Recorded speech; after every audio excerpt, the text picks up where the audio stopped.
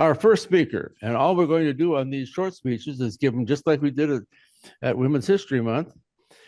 Our first speaker is Richard Snyder. He's speaking about Susan B. Anthony. Susan B. Anthony, Richard Snyder.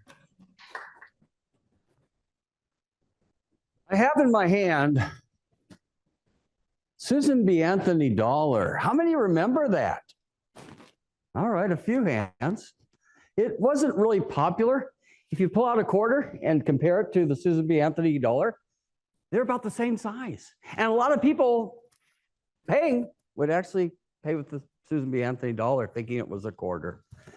But why I'm bringing this up is I'm going to be talking about Susan B. Anthony. She was the first person, first woman to appear on a U.S. coin. Tonight, I'm going to share with you, Mr. Toastmaster, fellow Toastmasters, why Susan B. Anthony?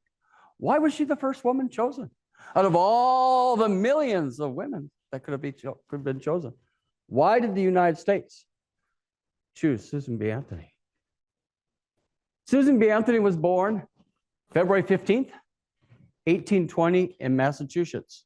She was raised as a Quaker, which is very important because all her life she thought of people equality. She was taught that everyone is equal. And throughout her life, she worked for equality. When she was 19 years old, she was hired as a teacher. She taught and made about a quarter of what men made. Well, this didn't sit very well with Susan B. Anthony.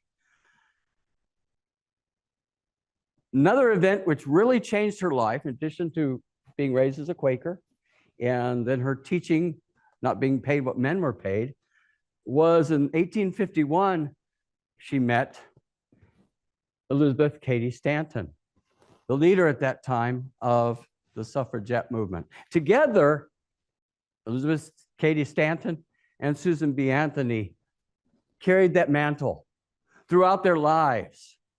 Not just suffragettes, but equality for all. During the Civil War, nearing the end of the Civil War, she was very active. In fact, 1850s on throughout her life, she spoke all across the United States about equality for all. She was able to amass 400,000 signatures. Imagine that. In the 1860s, to abolish slavery. And that's exactly what Congress did in 1865 with the 13th Amendment.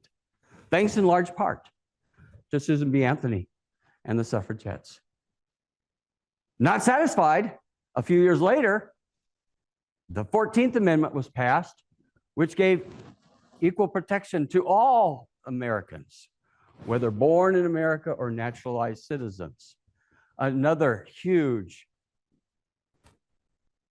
mark in equality.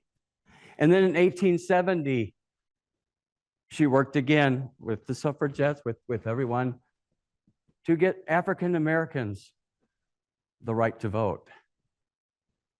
Sadly, women were not included. In 1872, a little bitter, I'm sure, she voted illegally in the presidential election and was arrested, went to trial, and was fined $100. She told the judge, "I won't pay $1 of that unjust penalty." And she didn't. She worked her entire life. She never married, but she was married to her cause, equality for all. And I would submit to you that other than Martin Luther King Jr., she did more for equality than anyone else in this country, at least.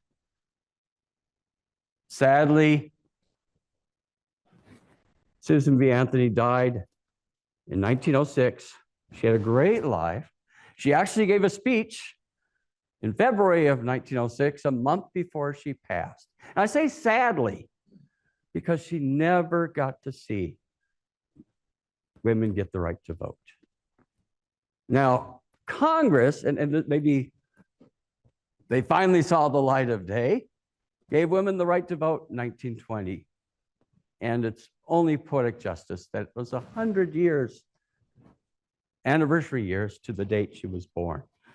Being born in 1820, she passed in 1906.